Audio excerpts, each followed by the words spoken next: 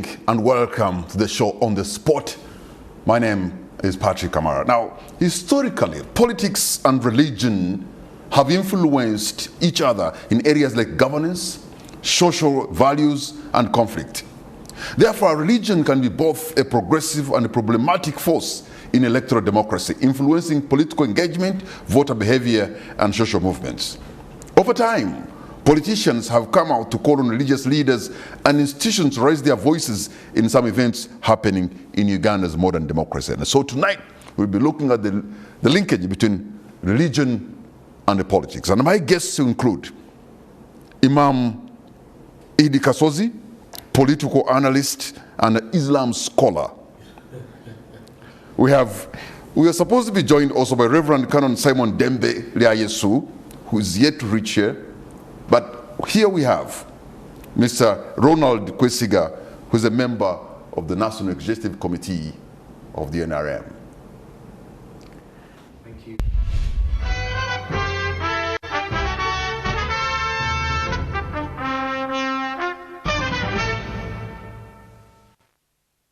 Once again, let me extend a warm welcome to both of you. Imam Kasozi, I'm so happy to see you. Thank you. You are a man I have followed in the political social scene and Islamic scholarly of Uganda. You're quite a phenomenal figure, aren't you? I'm happy to have you. Thank you. That is an assumption, and I want to make a disclaimer. I am actually a social scientist. I am a student of sociology and a student of what we call demography. Okay, I hope for the grace of God to be able to carry this. It's not very often when you meet somebody you consider a hero and then I'm supposed to be grinding you like I'm going to do. I hope I get the guts to do that. Oh. And then I have Mr. Ronald Kwesiga, once again, a member of the National Executive Committee of the NRM. And of course, it shows the color part is showing. Thank you so much for honoring the invitation, sir. Thank you for having me, and it's a pleasure to be here. And seated next to Imam Kasozi is a tough one, but it's pleasant to be here. Unfortunately, we're missing Reverend Dembele Ayesu, but we pray and hope that he's going to join us. But if anything, at least we'll have one religious leader.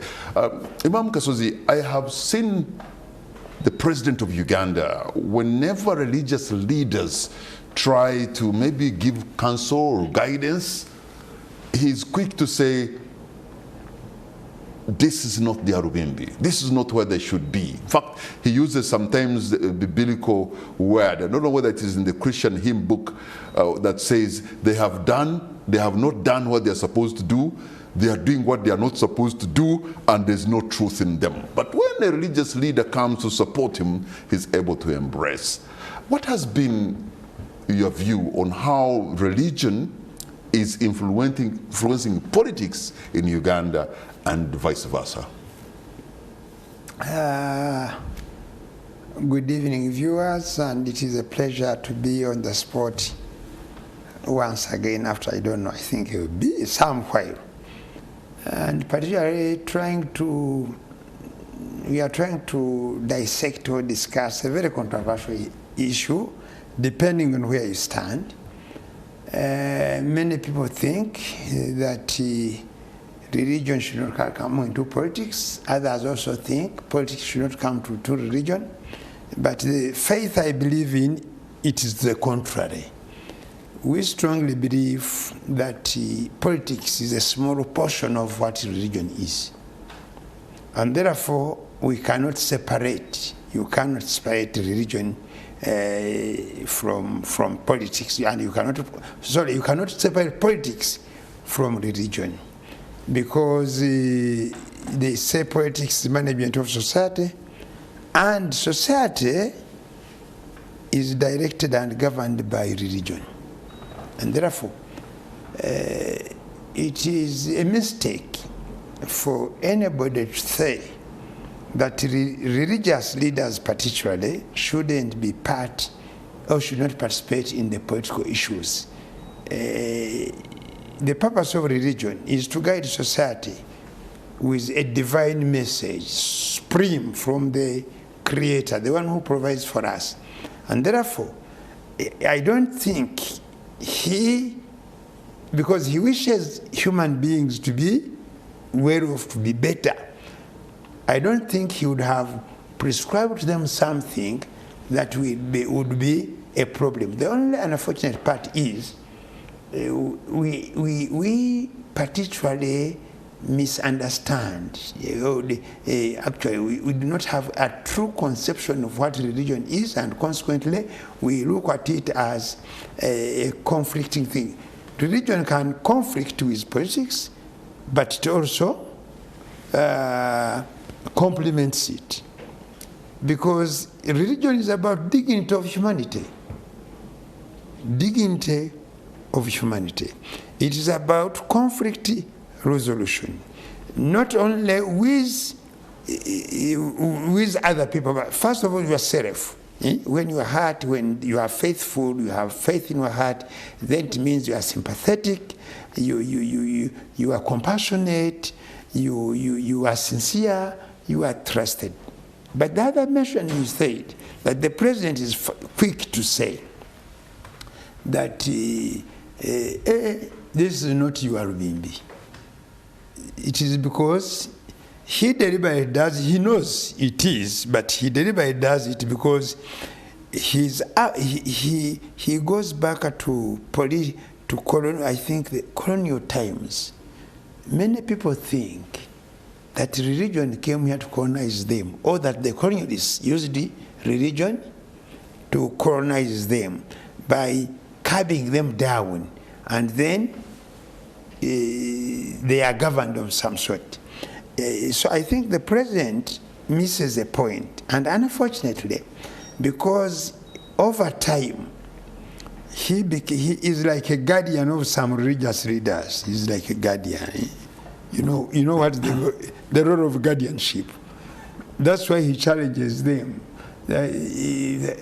I am your guardian, and what do you want to say? And when somebody is your guardian, most times we become guardians, or people have become guardians to us because we have either lost our parents, or they have come out to support us when we cannot manage ourselves, and because of that they expect maximum respect from us.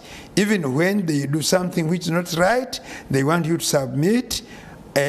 So I think that's where there is a problem. You're bringing a very interesting issue, some kind of guardian ideology. I'm wondering, and I'm asking this very respectfully, whether for Islam and in Islamic faith, it can be really subservient to democratic principles, and they can never be in conflict on matters of freedom, on matters of gender equality, and to submit yourself before this guardian who is actually of a different faith. There is nothing that expresses or gives people more freedom than religion. The problem is religion is misunderstood. Religion is misunderstood. Or some people have used it wrongly. And because they have used it wrongly, we want to assume that it takes away people's freedom. If we believe that religion is God-given, okay, and the freedoms you are talking about, they are human thought, and human beings have limitations. In most cases, very few humans will keep the principle when there is an interest. Human beings are always working for their interests. They promote their interests. They even sometimes negate and forget the principles. It's about only 5% of people who will go by principle even when there is some interest. So, what I want to say, that the issue of guardianship, the Almighty should be is the supreme guardian, because he has these attributes. He's our creator. He is our protector. He is our provider. He is our special guardian in everything.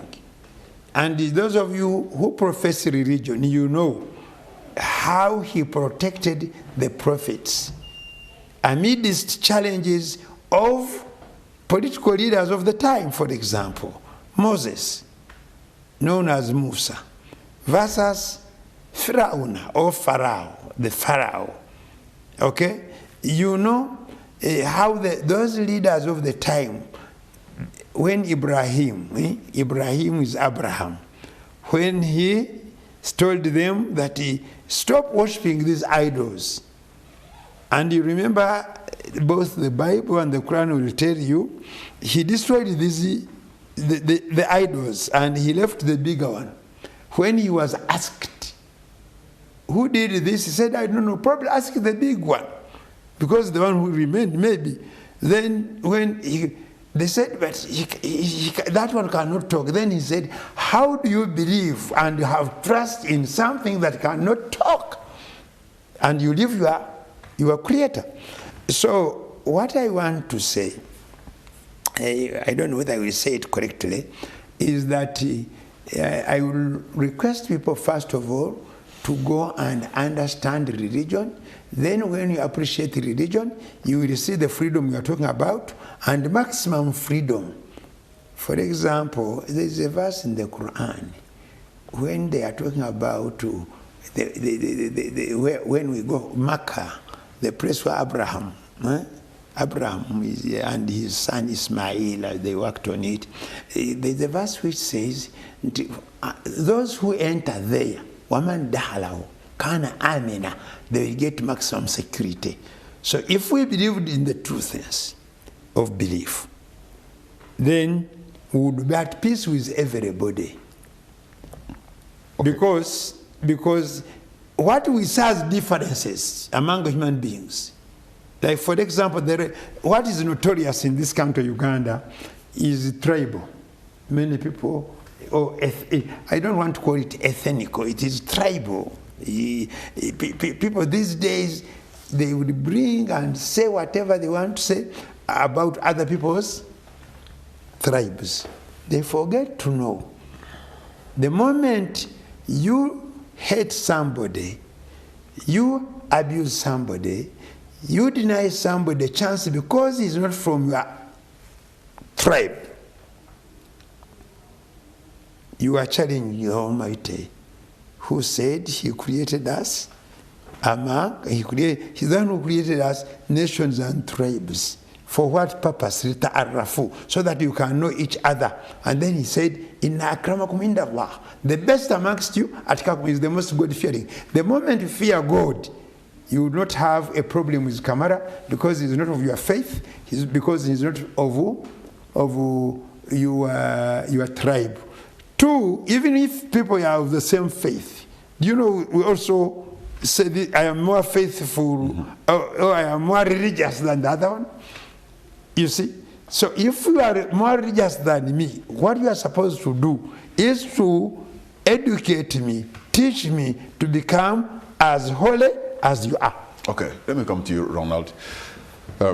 With all respect, you are a young member of National Executive Committee. Congratulations to be up there, because it takes a lot of guts and a lot of wit and courage and charisma for you to join that elite club, because I saw people spending billions of money. I don't know whether you did the same. I have no evidence of that. But if you did, then God blessed you with the resources. So I want to, the chairman of the NRM, who is now a presidential candidate in this election, I want to repeat this. I have seen whenever the religious leaders are trying to give wise counsel and some guidance, he's very reluctant to receive that. He normally picks a statement, which I don't think is in the Bible, but is maybe in the prayer books of Church of Uganda. He says, they have failed to do what they're supposed to do. They are not doing what they are meant to do, and there's no truth in them. Whoever has followed President Museveni must have heard him say that several times. But when others embrace him, then they are good. I saw a bishop after his consecration who was literally on his knees begging the president for a car, for resources, and more or less ready to go on the campaign trail to, you know, to campaign for President Museveni. And that's about 2-3 years back. Hasn't religion been exploited by NRM? Thank you, Patrick, and thank you for the observation and insightful direction of the debate on the observation of the president, in particular to the issue of religious leaders. The president, our chairman of the party, respects the religious community.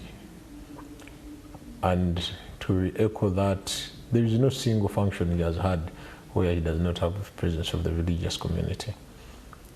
And it is standard practice that Uganda is a very religious country. Very religious. Even when we are greeting each other, we start with God be with you, and you know, that is how we have lived. And the president has not washed away that. I think, and I may want to concur with him on his observation on the same, which is still within the Bible. I will say, give unto Caesar what belongs to Caesar, and to God what belongs to God. The religious community has a fundamental duty to give spiritual guidance to our people. We are alive to the fact that we all subscribe to a religion. And above all, even the president himself goes to church. So they are our leaders. But what he's trying to do is create a clear, distinct line of everyone's role. The religious leaders have a duty of civic competence among the people to teach them about how they're supposed to be governed, their rights, this and that. And then they have also gone further to participate in the cycle by putting up schools, among others. But the whole ideal is to help people be better, people to be nurtured and molded into responsible citizens. But once they start crossing that line to a stretch that decides the fate of the political direction, then they have decided now to take on an additional task. I think you're leaving me behind. What do you mean crossing the line? So, crossing the line. Yeah, I want you to. You see, even the Bible puts it clearly. The people of God shall not work. They're not supposed to work. They're not supposed to indulge in certain activities. So them trying to go to the level beyond the civic competence of teaching the people, and then maybe starting to direct that this party is wrong, because now we are in a multi-party dispensation. This party is wrong, this party is this, and things of that nature, puts us in at a state of crossroads, because we will be forced to each align to the specific political party. And that means it will Mr. Kwesiga, if an individual points out a mistake in whatever party, a mistake is a mistake. It doesn't matter whether I'm Muslim, I'm Catholic, or I'm Seventh Day. All they're saying that they have pointed out a problem. If somebody points out a problem, want to correct you, why should you call that crossing the line? No, I didn't say that. But yeah, but you said if that's saying this party is wrong. No. Yes, if it is wrong, it is wrong, but they have to solve them out. If you highlight an anomaly, then it shouldn't be a problem. Highlight the specific issue that needs to be corrected, because we all need spiritual guidance. In the end, even when we have this state of turmoil here and there, they call on the spiritual leaders, please come, pray for the nation, guide us spiritually, and then they harmonize the situation. So we should not be pushed to a state of them starting to engage in politicking. I think that's where the president wants to draw the line. Don't politic. Highlight the mistake. Let us work together. Because you have a spiritual duty which cuts across all of us, regardless of the political divide that we fall across. So help us harmonize the problem, highlight the problem, give us a solution. Since we all cut across the divide, guide us, but do not go to the other end of extreme politicking.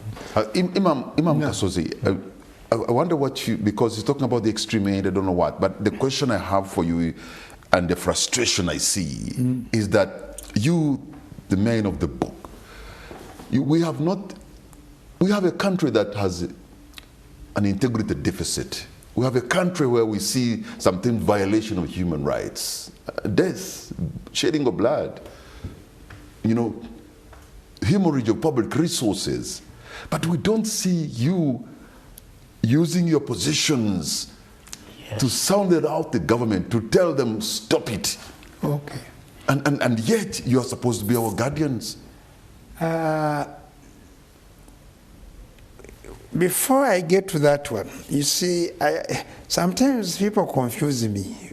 When my brother says people of God, the others are people of who? I think everybody, all of us are people of God. The leaders are just singled out as leaders. Like also the political leaders are also singled out as leaders. Therefore, belonging, we must belong. But be impartial, maybe when we are on the pulpit. Because in the pulpit, you have, in the congregation, you have everybody. Okay? Then you say, you want us to give you guidance. Now, how are we going to guide you? If we fail to pinpoint that, Imam Kasozi, what you are doing is wrong. Somebody who talked to me the qualities of friendship, he said a friend should have at least 3 characteristics or 3 scenarios. The person you call your friend. Number 1, if you are celebrating something good, he stands with you and you celebrate together. If you are in agony, like where we are coming from, we lost a friend and we went to bury, he stands with you in that state.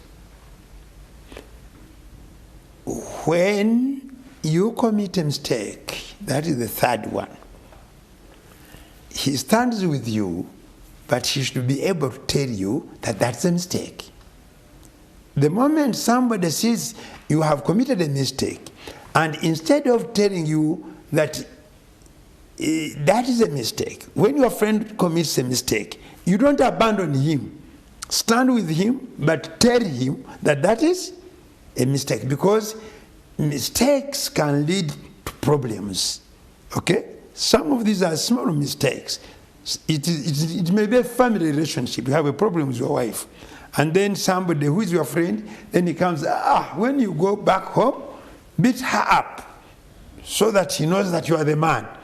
Then that one is not what? Your friend. Even when you have seen that you are making a mistake. Therefore, we must belong.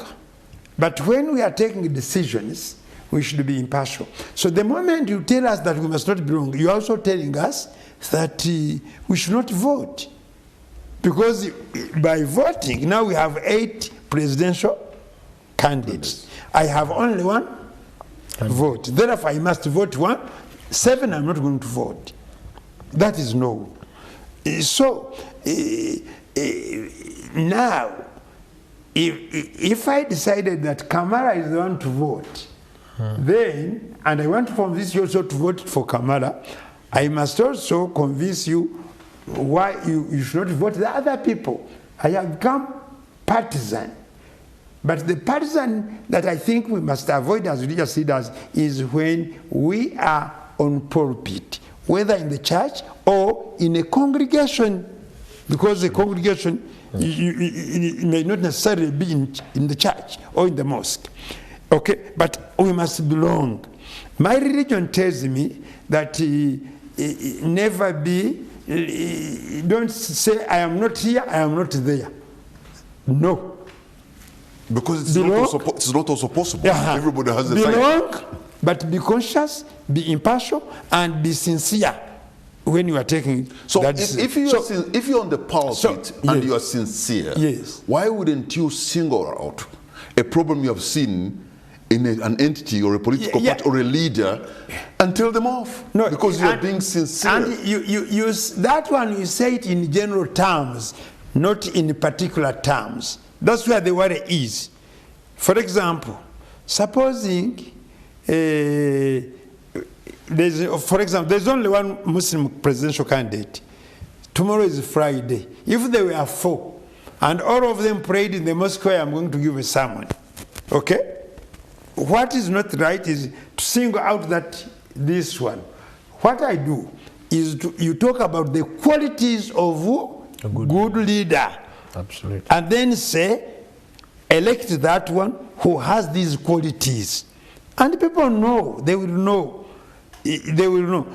Those who will not have understood will come to you individually and then ask, but you see bishop, you see reverend, you see imam, you said this. What do you advise? Then you whisper to this one that Kamara is the best. Go with Kamara. Okay? But going to your question, you asked me, if you can repeat again, that, subhanallah. I was saying, can't you use your power and authority and single out problems in a country where we have integrity deficit, in a country where human rights are being violated? Are you going to stand by and watch and let it happen? I don't want to, and let it happen. The problem why you are seeing the way it is because you followers, you have let your religious leaders become survivors, and in the process of that survivorship, they have landed into the hands of the politicians.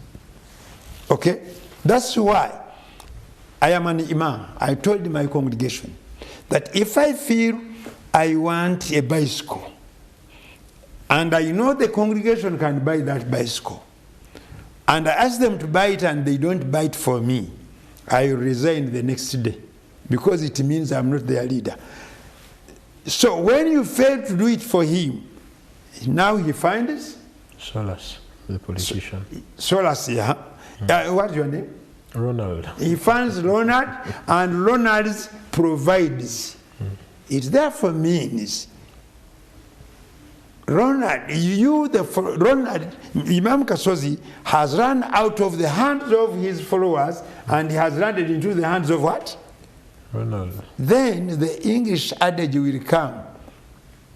The one who pays the piper calls the tune. Calls the tune. So that's where the problem is. So if we want, if the communities want their religious leaders to remain steadfast and strong, okay, they should be prepared to provide for them what they need. So it's also, actually, I don't say that politicians should not give gifts to religious leaders if they can. But when they come, they should come as a bonus and therefore not as a way of making us subjugate to them. There's a time, I want to finish with this one. My colleague and friend, the late Hussein Chanj, was sick. And when he was sick, we were looking for funds too. Then somebody came and whispered to me that there is a big man somewhere, if he can support. Then I told him, indeed we are in need, but we are not desperate. So desperacy is the one that is leading. You see, it is not only religious leaders. Look at the academia. How many academia have you wasted over since we have started this political move? Since the Electoral Commission, for example, brought out the roadmap and people came out, how many have you brought so that they can influence policy making in the country? How many of them have you hosted to discuss the manifestos? Because these are the people from the academia whose knowledge we think is wide enough for them to dig for us the hidden information behind what the politicians have stated. But the problem is whether they are religious leaders, whether they are elders, whether some cultural leaders, whether they are academia, political leaders, all of them are in a transit lounge waiting for the next flight. Maybe this time the president will give me the job, he'll give me this, and this is actually the cause of the problem. And that cause of the problem has been actually amplified by the followers who, in essence, have neglected. And also, the politicians must also know that they are also followers when they come. Okay. So what did I tell this man? I told them, you go and tell him, if he's contributing like any other, it is okay. But if he is contributing for an advantage, no, we are in need, but we are not desperate. And he did not come. Okay, you touched on the issue of sincerity, of being sincere, of being open. Ronald, your own view, have the religious leaders of Uganda been as open as possible to our leaders? Are they the kind of people who can tell the emperor, if he's naked, he's naked? Or they are going to cheer him on, you know what, you look good? Well, some have. Some have been honest enough to tell and point the areas of concern in our society, and even appealed to the powers that be to make adequate interventions.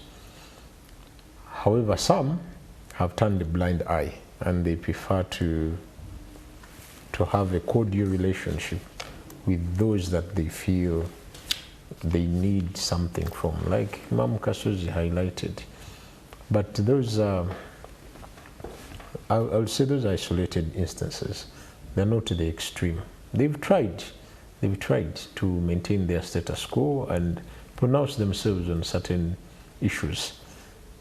And I think where they have, honestly, with sincerity, certain interventions have been made and their opinions have been regarded. But they have a deeper duty. Like the Bible says, spare the rod and spoil the child. If you don't highlight these issues, you're going to cause problems. The society is going to water down. The religion is like the last resort, the fundamental that we all cling onto for hope and spiritual healing. But again, as you do that and you exercise that role, you're mindful that you should not cause anger. The Bible also refers to the same, that whereas these are your children and you have a duty to punish them and put them in order, you should be mindful not to cause them anger. So I think the spiritual leaders have a fundamental role. Some have not. But those that have not, I think they're just focusing on the spiritual values extremely and choosing not to touch certain elements. Some have gone for the gospel of wealth and success.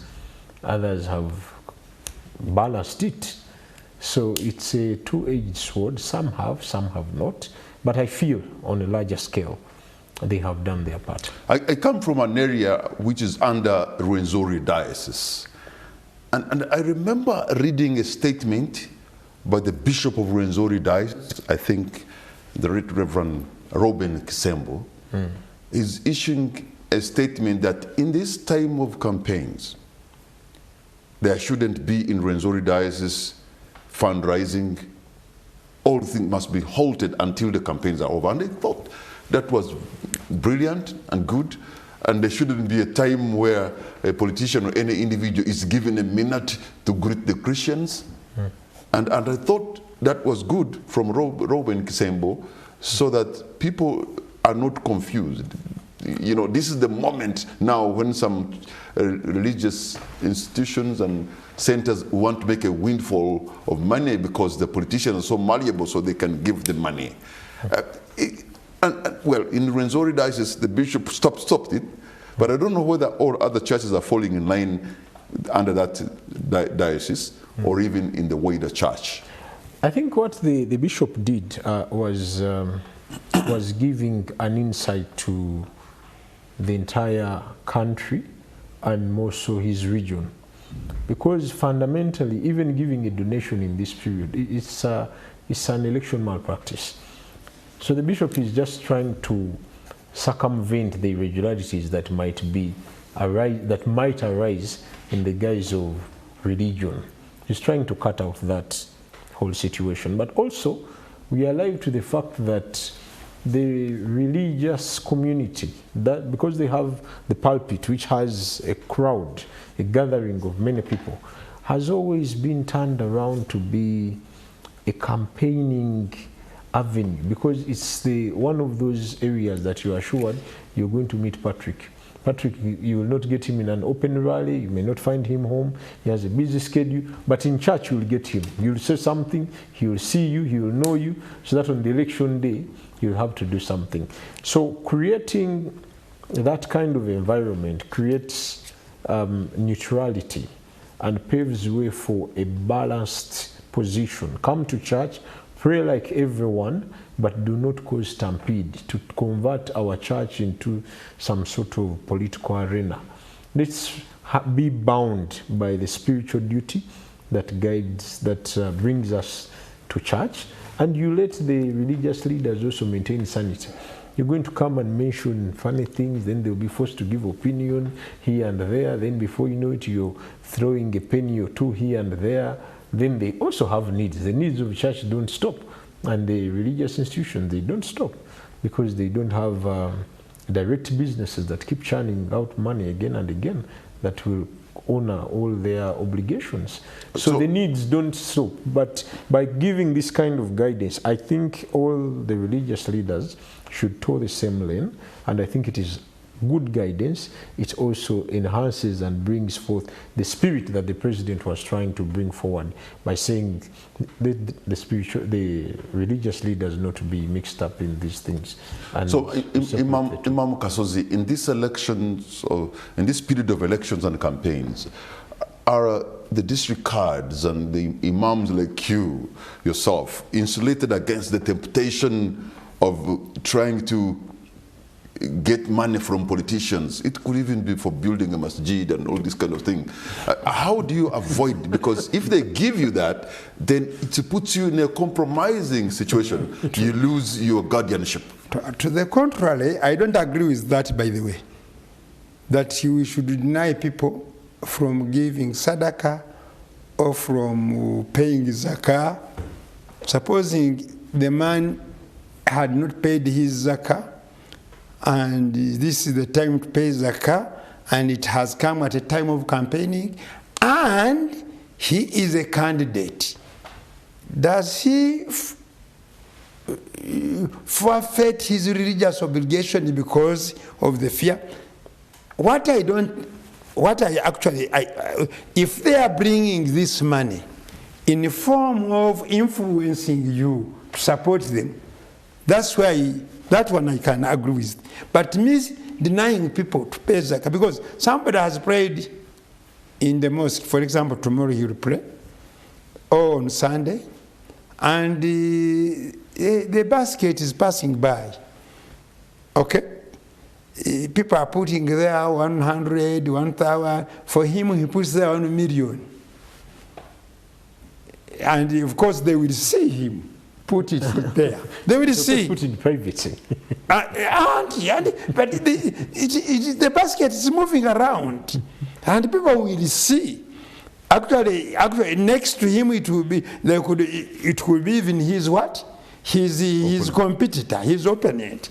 Now, can this competitor go after elections and he's beaten and he can go to court and say that no, this one put $1 million in the basket and therefore I think that's very difficult because you cannot understand if somebody is giving his zakati or sadaq, yes. you cannot tell the intent. Yeah, therefore, because the intent, therefore, you are unable to tell the intent. Therefore, I think fundraising should go on. To me, it should go on if it was planned to be. It should, because, for example, if it is fundraising, I have now, for example, my son is sick, he's in ICU, my son. I am a candidate, for example. Oh, I am not a candidate, but people have known. And then somebody comes to says, how much are they charging you? I say, they are charging me 1.3 million per day in ICU. And this man, Kamara, comes and he gives me this money to go and clear. Now, without a bribe, so we must make a difference. Actually, those who are also receiving, may I tell people that when you come to the mosque, if we are doing any project and you pay any contribution, don't look at me as if I am going to favor you. No. You are the biggest beneficiary from your gift. Whom are you gifting? Unless somebody consciously is giving you this in order to change you. Me, Imam Kasozi, who believes, I don't believe in corruption. I don't. And many people know, people here in this country, most people are tempted to take a small, who want to be corrupted, are police officers on the road, people in offices, they want. He sees you have a problem on your car, and then he says, if you give me this one, I let you go. I always tell them, you have charged me for making a mistake. You want me to make another mistake, and actually a bigger one. Because bribery is bigger or corruption is bigger. Please, you have only two options. You give me the ticket, I will go and pay, or you forgive me. Only two options. Beyond that, even sometimes actually, I have, for example, while on the road, a police officer stops you, and he's not corrupt at all. He's not intended, but he tells you, he has not charged you anything. But he says, this weekend is for visitation.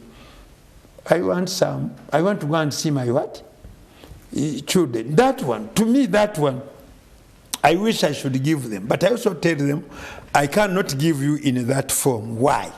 Because when I give you, whoever sees us will confuse the whole idea. He will say, I am corrupt, you are also what? Corrupt. Whereas, actually, there was nothing. You only asked me in a good spirit, and as a good Samaritan, I want to help you, but I cannot help you in that mode. What do we really require? What do we need in these instances?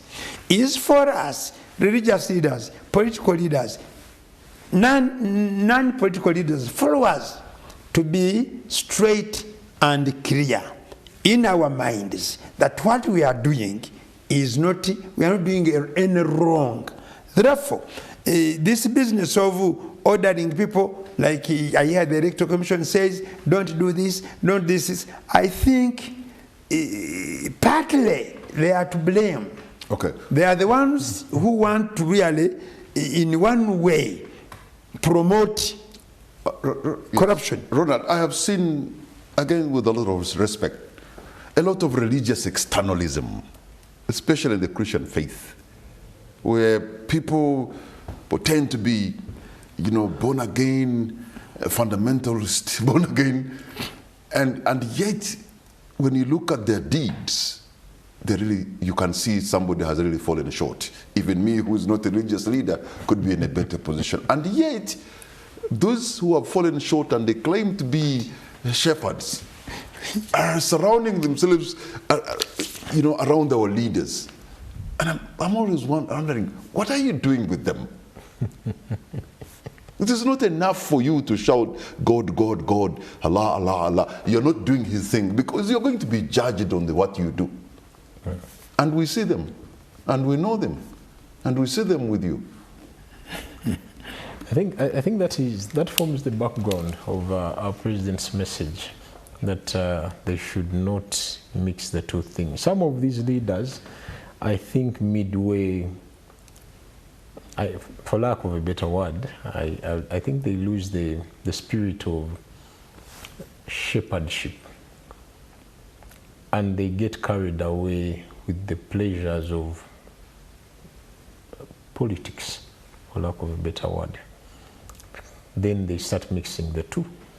At that moment in time, you lose the veil of anointing. Imam Kasuji will tell us, but I know in the Bible, the kings that we had always had an anointing. Even those that crowned the kings, when the priest would come to anoint you, you'd say, the Lord has instructed me and guided that you'll be the next king, and he will anoint you. But if he starts engaging in inappropriate acts, then that honor goes off him. He can no longer anoint. So the same thing applies to those religious leaders that have chosen to have their deeds contravening the code of religion and spirituality that ideally is supposed to guide the flock. So that ceases to be a spiritual model. That ceases to be a religious leader, honestly, and now has told a different path. And those are the few people that I think personally that are causing this whole situation of tension, where religious leaders are being bungled in different categories. So because I see some spiritual leaders in the Christian faith, and since there are very many denominations and sects, you know, you're moving like 50 Cent, you know, you have the bodyguards and you have the guns around you, and you have an armored vehicle, and before you go somewhere, the place is cleared for you, you have a group advance party. And I'm like, but you are supposed to be a servant of God. If anything, God should be having, you know, his legion of angels to protect you. And yet, these are the people who have huge influence on our leaders. Well, for whatever reason they have, to have all that detail, God knows why, and themselves, some may be having personal threats. As I also grew up, I saw these things and I thought maybe they have deep anointing that when you touch them, the anointing is, you know, reduced. Like when you saw the lady who in the Bible that had a sickness, but she could not reach Jesus. So when he was passing, just tapped his cloak and she got healed. So Jesus felt something had gone off him. I always thought they are guarded for that reason. But because the runner of this world could easily... Yes, no one touches to reduce the anointing. But I don't know for what reason those ones have that kind of situation around them. But I am bound to believe maybe it's the same thing. But if it's not the case, then they have lost the moral compass to guide society spiritually, and they are the ones causing this kind of contention. Are you religious leaders, sometimes when you are blessed so much with resources, with money, with vehicles, with influence and power, you forget the limitation of man? Earlier you talked about we are limited because we are human beings.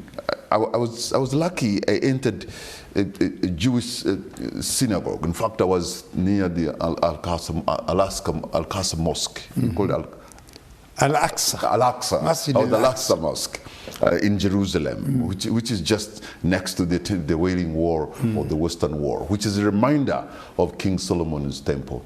So when we were being led to enter in the reminder of King Solomon's temple in Jerusalem, I remember a Jewish rabbi saying, well, you must cover your head.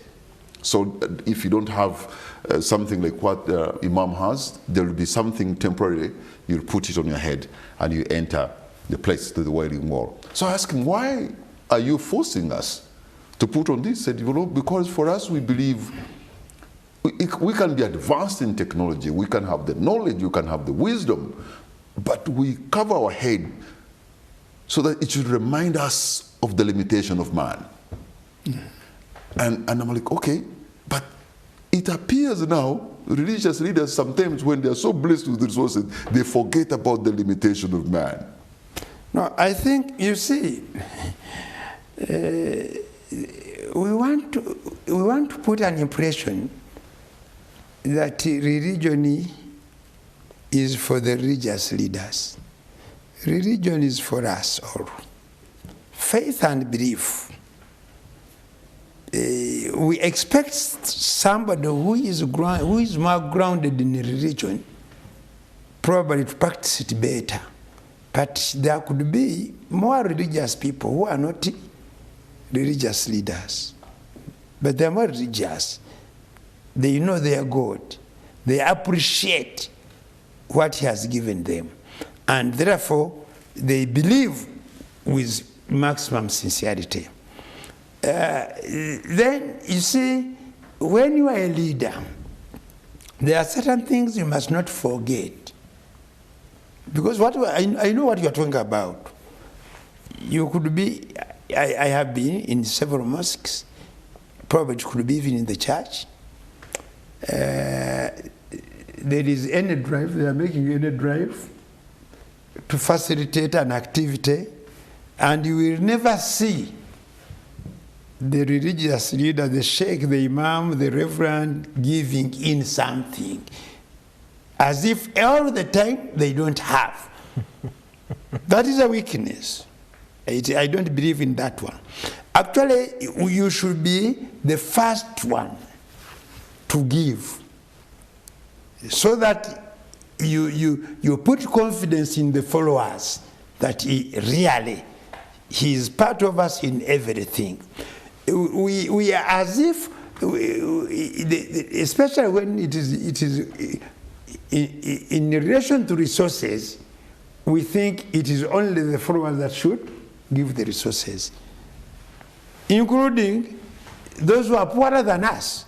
They give, and for us we don't give. That is a bad practice, and I don't support it at all. Therefore, even when you get, actually, you are supposed to give out, okay? To give out. Why? Because you call the shepherd, you are the leader. And in our tradition, the Islamic tradition, the Prophet said, each of you is a shepherd. كلكم راعي وكل راعي مسؤول. And every shepherd, each of you is a leader, and every leader will be asked what he led, how did he lead. So I would appeal to religious leaders out there. Let us run away from this practice Kamara is talking about, whereby we seem to be exploiters. And actually we also give a chance to people who are anti-religion to undermine it, because we have not done what is expected of us. Spiritually, because of the knowledge, we should be doing it better. Then, fortunately, I said, only the Almighty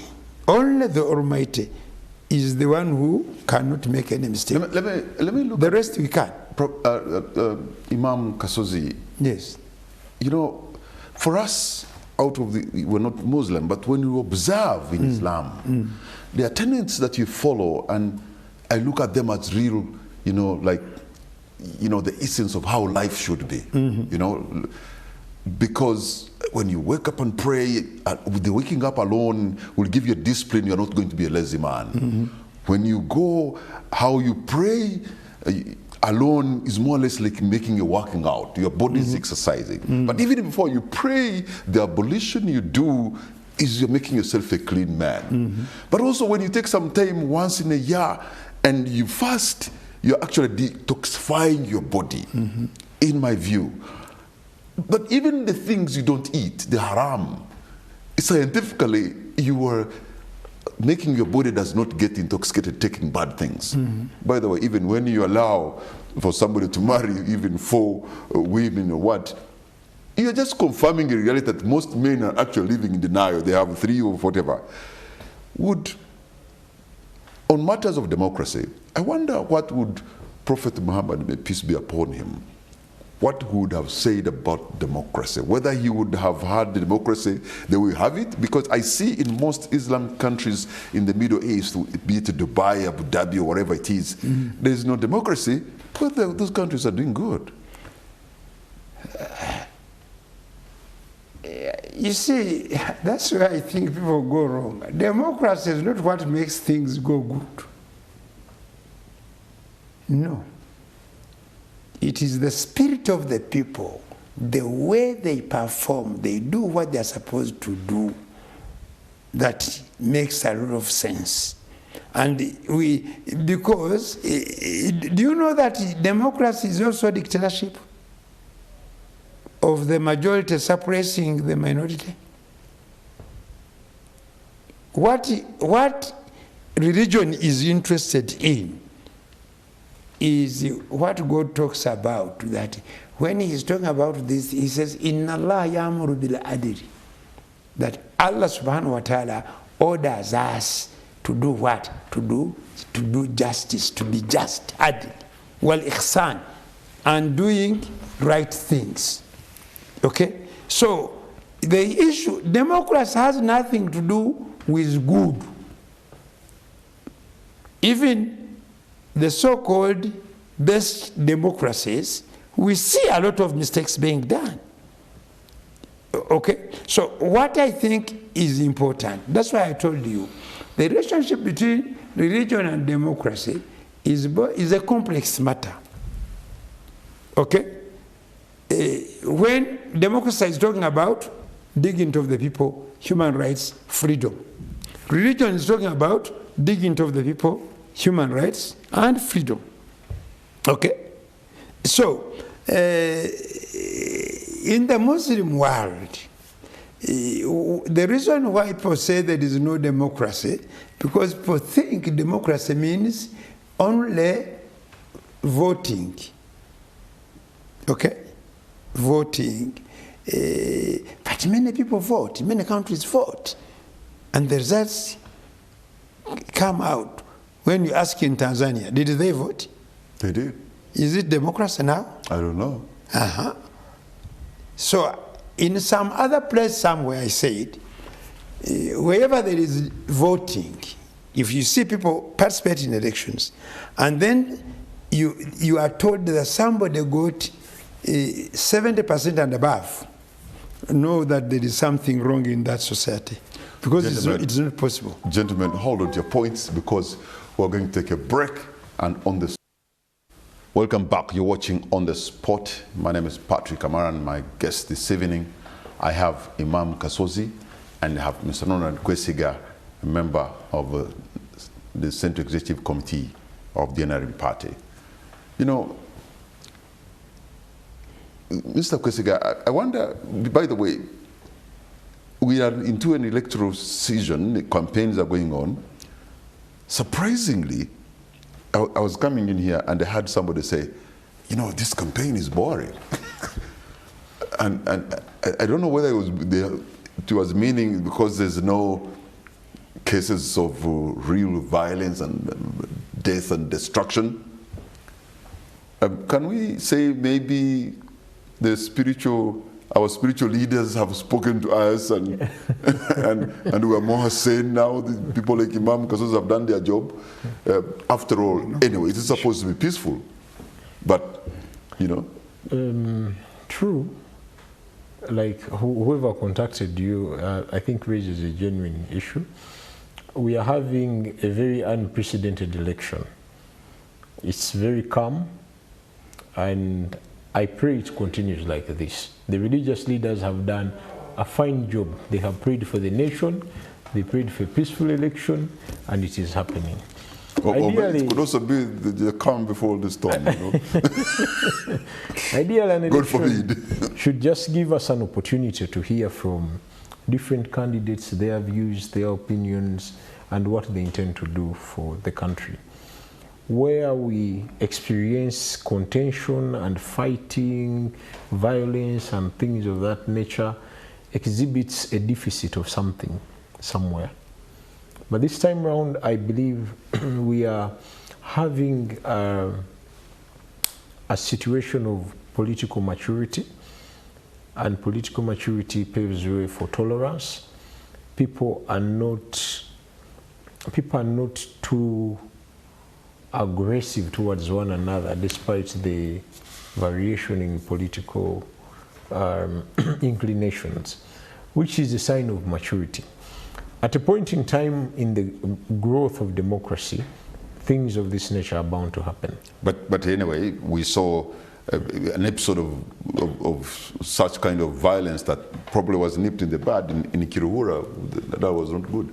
How the Honorable Robert Chagulanyi was received. I was not in town earlier, but I have been able to come across the news. I don't know what exactly happened, because I believe maybe supporters of both camps got a bit hyper. But generally, we have had a very calm election period, and we pray that it continues calmly like that. Those are a few isolated instances, and I believe that we will have an investigation conducted, because we are past the level of having that kind of political immaturity where we don't tolerate one another. We've seen candidates going out of town and they hold a rally and they barely have anyone, and other people are going on with their business. You know, it's okay. You know, Uganda is very interesting. It is a few months ago, during a by-election in Kawempe, that was more or less like a war zone. People were beaten very badly, and people were intimidated. People couldn't come in. And here we are. There's that calmness that we deserve it anyway. The by-election has its own dynamics that are quite different from the general election. Right now, everyone is trying to fight for their own survival.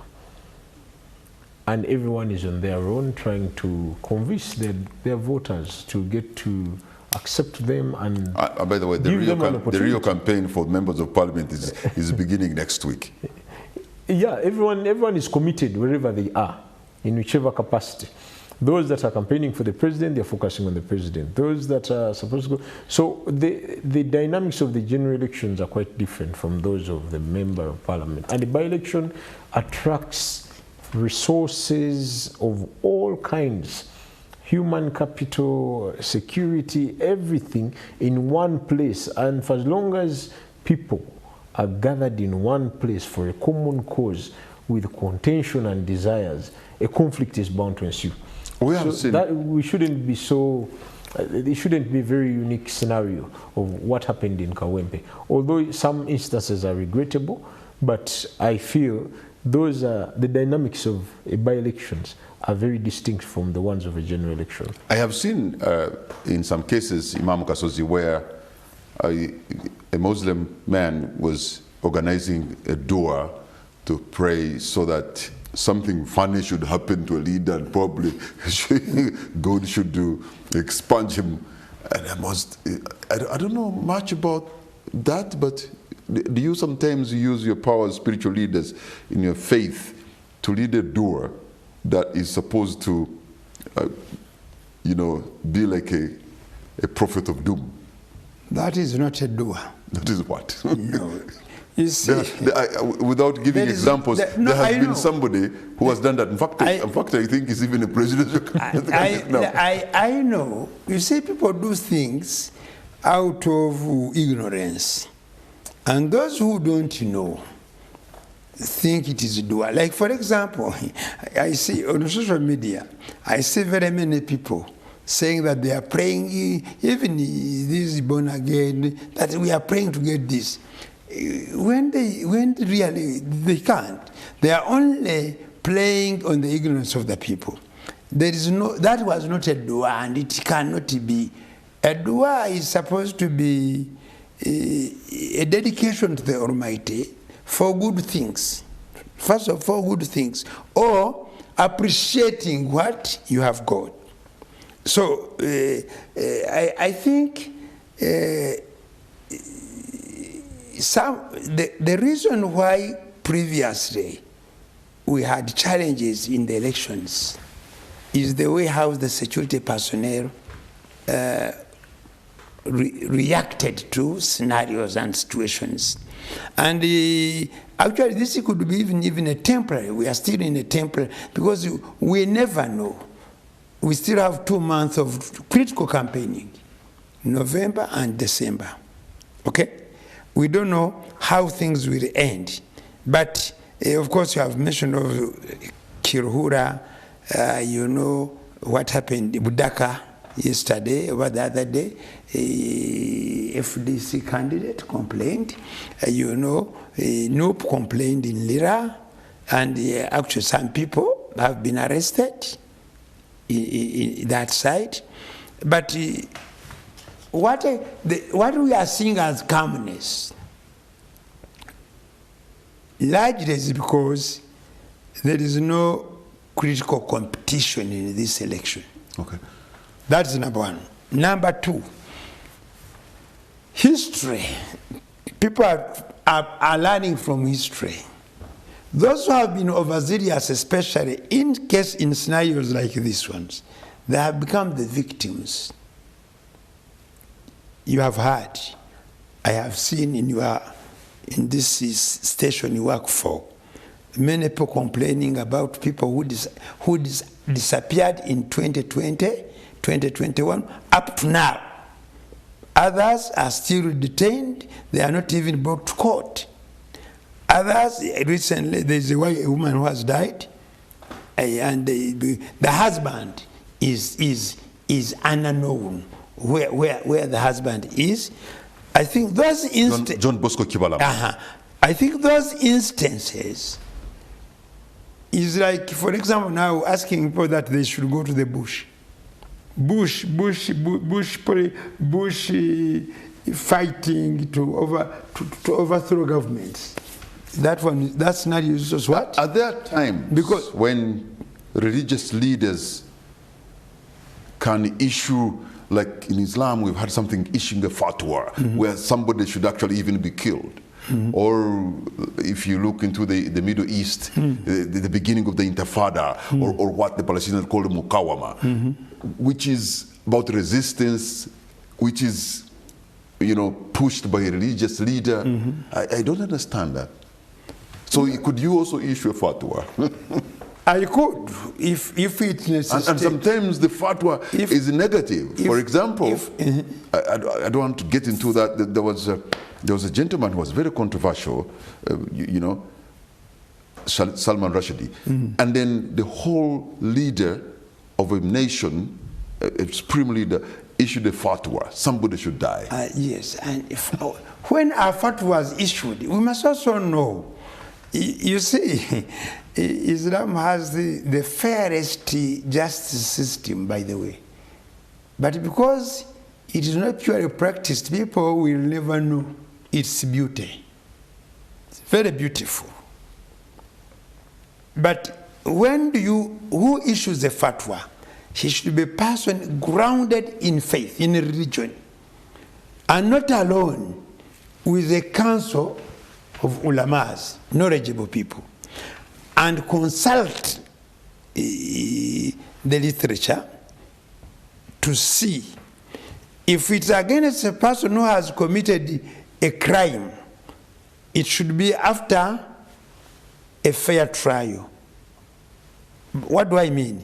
Listening to this person, listening to him, his side of the story, and then the knowledgeable committee of judges says, this one needs to be punished, and they punish you. If that's the case, if that's the case, Imam Kasuzi should have issued a lot of fatwas on many Ugandans.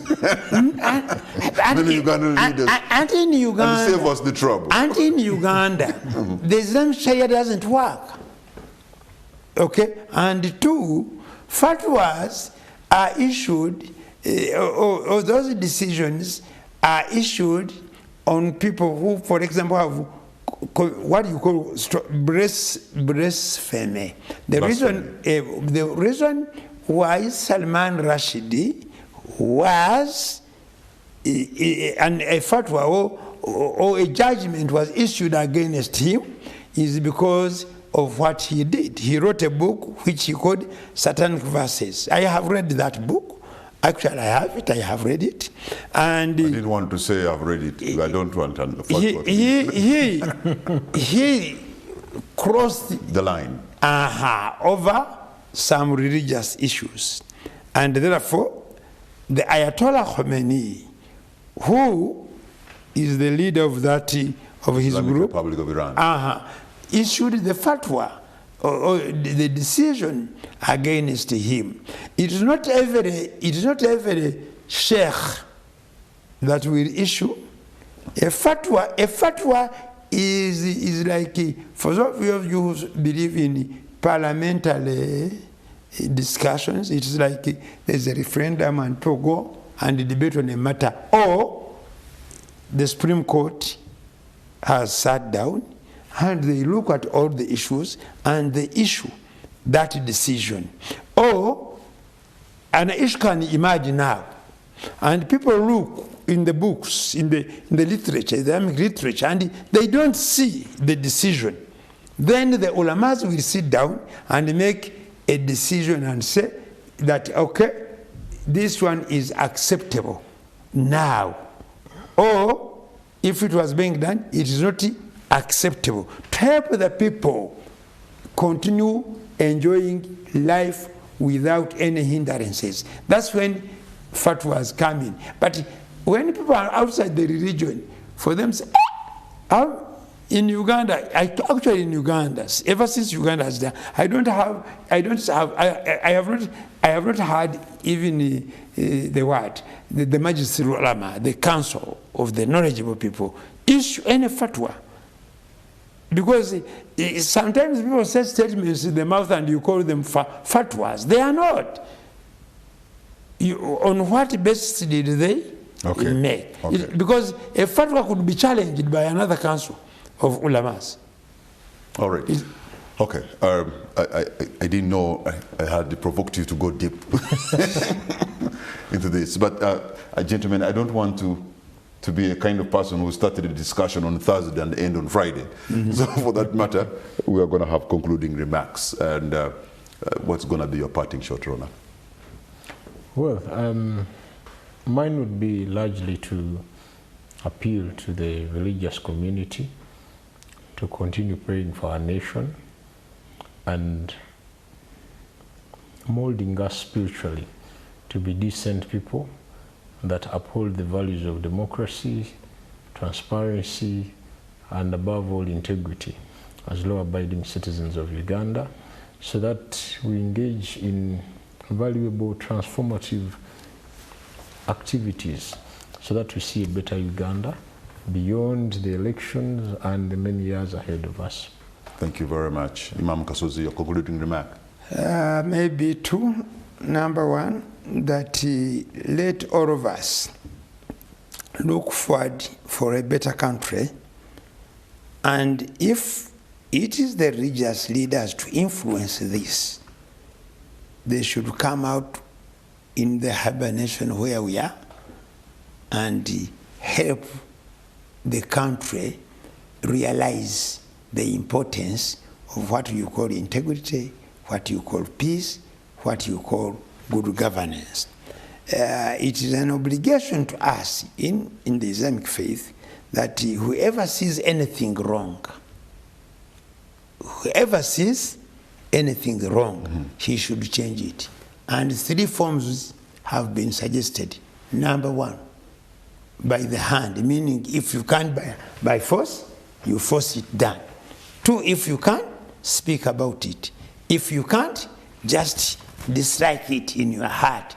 But disliking it just or hating it just in your heart is the weakest level of faith.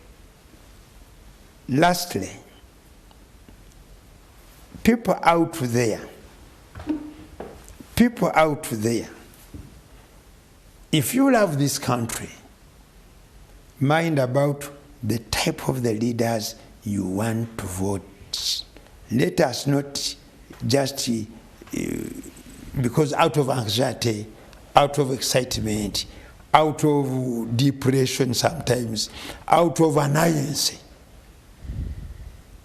The moment we act like that, we are going to vulgarize leadership. And when we vulgarize leadership, by bringing or by giving people tasks they cannot do, create more havoc than what we think we want to get out. I want to finally thank NTV for giving us this space to make a contribution to nation building, and call upon all the candidates that as you go along, remember that always, out of every position you are competing for, one is the winner. And two, must also remember the four fundamentals of human life. Number one is contact. You have to contact. There is conflict. There is cooperation. And there is competition. Where we are in competition. We are not in conflict. Conflict means, these are fundamental social processes in life. Conflict means we are competing for this bottle, okay? And in order for me to have it, I must eliminate Patrick. Competition means we are competing for this one. One of us must emerge winner. So let the winner take, if he has generally won, and then wait for another chance. The best example I can give, most of you are football followers, or games, all sorts of games. A season begins with, like Uganda, 16 teams in the Premiership of Uganda. Only one emerges what? After. Actually, 3 are even relegated, but there is no battle. We wait for another time. If we do that, then we shall have reached a stage of maturity where we know that elections or politics is just a competition, it is not a conflict, and therefore, in a competition, we must have a winner, and when that winner has won genuinely, then let it go and wait for another time. Thank you so much. For the religious leader, it stops at that, but for my side, I encourage the viewers to keep it yellow and give us another term. Yeah, keep it yellow, as you have said, if yellow makes a meaning. Okay. Ronald Kasiga, a member of the Central Executive Committee of the NRM. Yes. Thank you so much. Okay. Imam Kasozi, shukran jazallah. Afwan. Thank you very much. Thank you so much. We have a good country, we are good people. I mean, there's no reason why we should be fighting because there's a leader coming to you who's asking for a mandate to lead. Just give them their vote and continue doing what you need to do. Good night, and God bless Uganda.